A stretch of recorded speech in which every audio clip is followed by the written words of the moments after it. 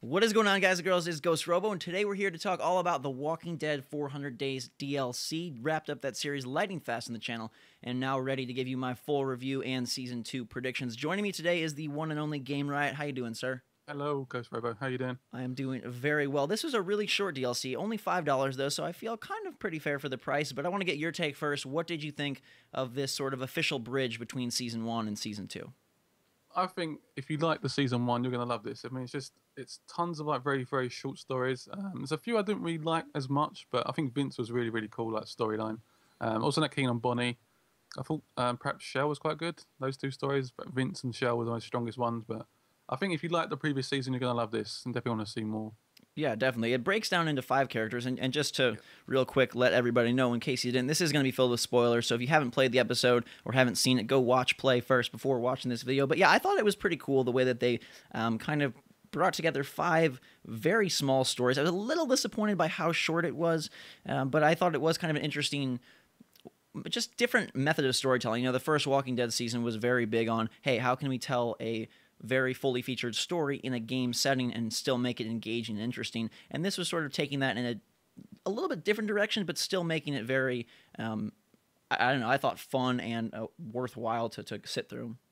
It's definitely more action packed, wasn't it? It was more like one story, next story. I felt like there was almost no time to talk in between scenes. It was like one after the other. It was very action packed, wasn't it? Absolutely. There wasn't hardly any like walking around time. I mentioned this to you a little bit earlier. Like with Lee, you had so much exploration, and here they sort of cut all that out. And we're just like, let's do conversations and decisions, conversations, decisions, and then wrap it up. I mean, there's some really big decisions in that one, especially one with Shell, and I think Vince was quite big as well, wasn't it?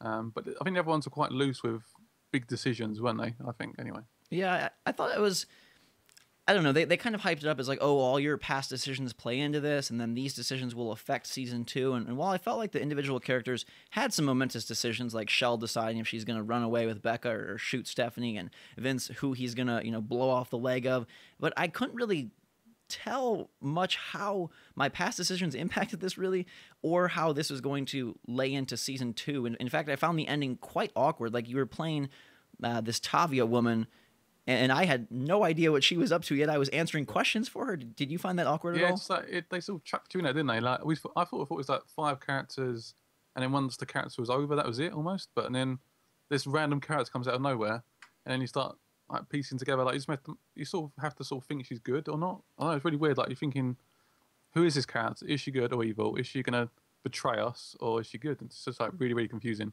Yeah. But yeah. I felt like we flipped sides. Like, okay, we're playing as Russell, we're playing as Wyatt. And by the way, my favorites were probably, I really liked the Shell storyline. I really liked Wyatt as a character, and I thought that Vince had a cool storyline as well. Wasn't very keen on Bonnie or Russell too much. I thought Russell and Nate were a little bit awkward. But yeah, you kind of were on the side of these survivors. How are they all going to meet up? What's going to happen? And then, like, we switch sides, and we're this Tavia woman who seems like she's in opposition force to those survivors. And like, I wanted to make the choices for Vince and for Bonnie and for Shell, not for Tavia. I'm like, I don't even know who you are. But was you keen on like all the survivors going? Because I was sort of thinking that camp does not look very safe. Yeah, I mean, what happened for you? Because for me, I had Bonnie and Shell leave, and I was trying to put together how they decided which characters left with Tavia for the camp and which characters stay, and sort of what was the good thing. 'Cause I'm assuming that either the ones that went are going to be saved in Season 2, or the ones that stayed are going to be like saved in Season 2, and I'm just one or the other, isn't it? I'm trying to work out what one was good and what one was bad. But I heard someone very undefended, didn't it? To me. It looked like a couple of tents and then smoke, and then that was it. There's no fence. So I was like, go to the camp, because it wasn't very safe to me. But. Right? No, it was very weird, and I don't know. I heard someone hypothesize that based on your sort of moral decisions, like if you did, quote, the right thing, those people stayed at their little camp, and if you did, quote, the wrong thing, then they left with Tavia. Because for me, I had Shell who ran away from her problems. I guess that was apparently morally wrong, and Bonnie who killed Dee, which accidental but still morally wrong. Those people left, and then supposedly my choices with Russell to leave Nate, with Vince to shoot off the Wall Street guy's foot, and then with, who's the last character? Russell, Vince, Wyatt to save the cop. Apparently those were the good choices. Did it work out like that for you? Did you save the cop then? Did he? I did save the cop, and what happened at the end was that the truck with what I assume is Nate's truck with the headlight missing drove away with your buddy Eddie. So apparently you can convince your mate Eddie to go out and actually do what you were supposed to do. If that makes any sense. Mm-hmm. Switch the character over. Mm-hmm. I mean, my Russell, I left, what's his name, Nate, to sort of kill the two older people, and Russell went off to the camp. But I've done that by convincing that he may have some family at the camp, so that's why I think he came. Okay. So that's how you get Russell to go. So I don't think it's based off the morals. I don't think it's like certain ways of opening it up or not. Maybe. So which of your characters ended up leaving with Tavia? Russell, Bonnie, and was it Wyatt? Okay.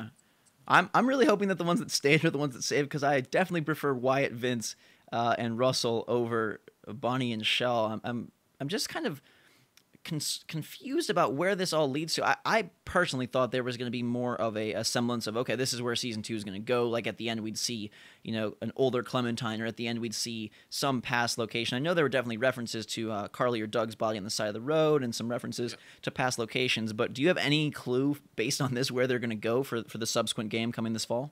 No idea at all. I mean, I don't know how they're going to. I guess we're going to sort of join in, and I'm not sure if it's going to be one central character for season 2, or whether we just span all these characters again. I'm hoping it's like one central character, and then these guys are like almost like side people that you sort of interact with. But I don't know. It's hard to sort of tell exactly what's going to go on. It sort of left it a little bit of a question mark, didn't they? Is this camp any good? Are they going to be okay? Who's going to survive and stuff? Yeah, I thought it was a little bit like too vague towards the end. If I had any complaint about the DLC, people say, oh, it's way too short, but it's only $5, and I think that for $5, maybe it's a little bit skewed because the episodes were so cheap normally, but I think $5 is a fair price for this.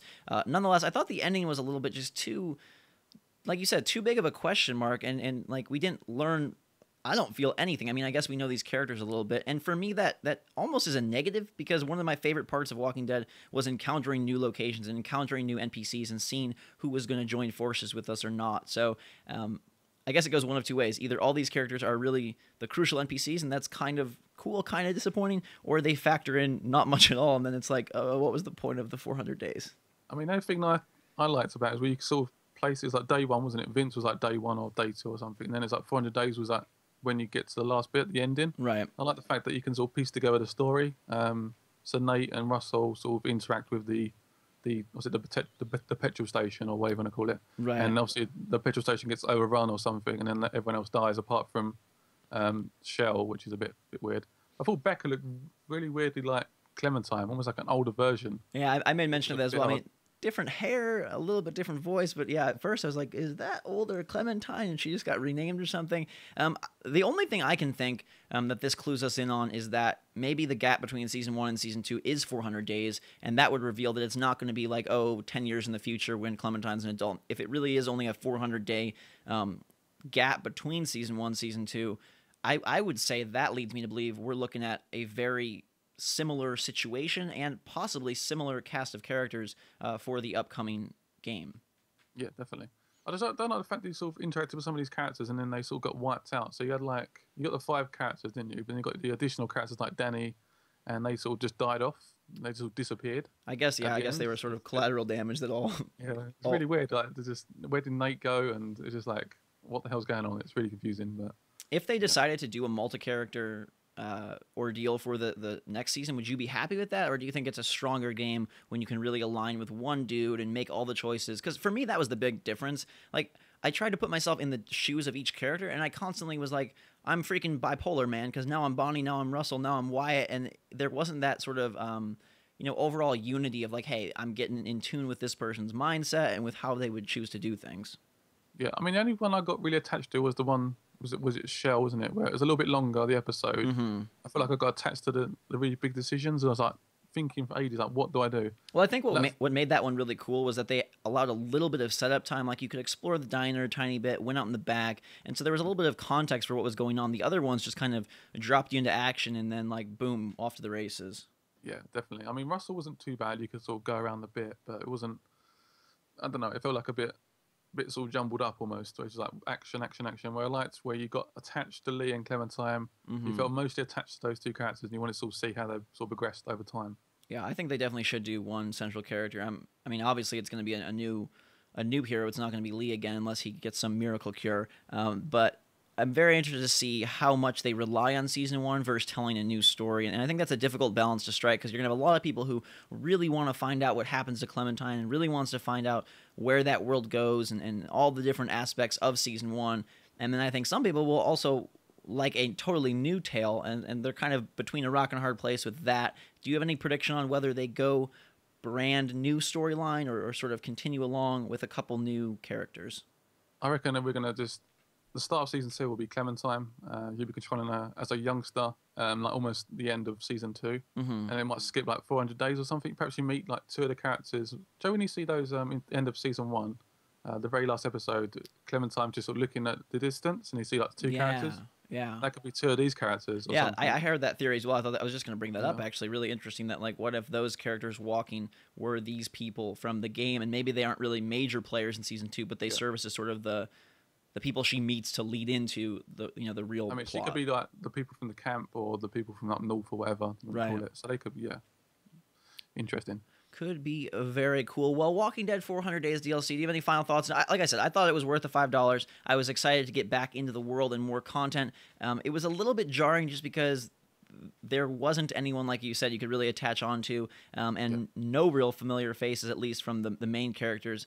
But again, I think it's cool when they do stuff like this that is sort of outside the box DLC and not just like, oh, this is Lee back in his hometown. Like a little bit different, a little bit crazy, kind of a good package. Yeah, definitely. I think for me, it's probably one of the weakest episodes, but for $5, I thought it was still. I really enjoyed it. It's very action packed, and I think it's something a little bit different from Telltale. I'm just looking forward to season 2 now, where we'll hopefully be back with Clementine and those lot. Yeah, absolutely. I do want to point out that I hope they make some innovations on the gameplay. I mean, this one seemed more action heavy than season 1, and I'm wondering if they're going to sort of trend in that direction after playing stuff like The Last of Us and Bioshock Infinite. I know these games are vastly different, but it would be cool to see them expand on the gameplay a little bit, just adding. I'm not sure that shooting is the right way to go, but adding a little bit more interactivity, I think, would do them some good, especially because they're going to be releasing alongside new consoles, and they really don't want their game to seem dated. Do you think they're going to try and upscale the graphics a little bit, make it a little bit better? I mean, with that style, I don't know how much extra power does for you. My hope is that performance would just be better, because the one thing I was reminded of when playing through this DLC is that, man, some of those lip syncs are way off. The load screens are really bad, and there's just a lot of stutters, which I don't understand because it's not that intensive of a game, so I'm not sure why they can't seem to lock it down. It feels to me like they rush it very much, don't they? They seem to like condense it down, get it done, release it. Almost like a Fallout 3 DLC. It's very much just done and then they release it, and it's not very optimized, or no lip syncing's done. No, like, it's very weird. It just feels very, very rushed. Yeah, maybe it's a product of that shorter development cycle, like they're trying to do, all the different episodes one after another. But I would almost prefer. I like episodic. I think it's really cool, but I would almost prefer them, like, at least for the first episode, like, let's really lock down the tech. They've had a full year to work on it. Hopefully they've had a PS3 dev kit and a. Is it coming out on Xbox One as well? Have they announced that or not yet? No, it's just coming out on these consoles for now. Okay. Well, either way, they should be able to lock it down, and I hope that when the characters' mouths move, they actually... Because it's a game where you want to believe that you're in this world, and so... Like, I hate when you make a decision and then it stutters, or just like those awkward brown load screens are so ugly. Come on. I still love how the game is so intense, isn't it? When you got like a massive decision, you see that bar just slowly drop in. Oh yeah, trying to decide what it's still. That's so unique for this game. That's why people still love it. Absolutely. And the characters are still great, but yeah, a few little tech improvements and stuff would be very beneficial, I think. I think so too. Hopefully they head in the right direction. No official launch date yet for Season 2, except sometime this fall. I will be bringing you plenty of content on that when it releases. Hope you guys enjoyed the series. If you haven't checked it out yet, it's available on pretty much every platform this week: Xbox Live Arcade, PlayStation Network, Steam, Mac, and iOS. Thank you so much for joining us, Game Riot.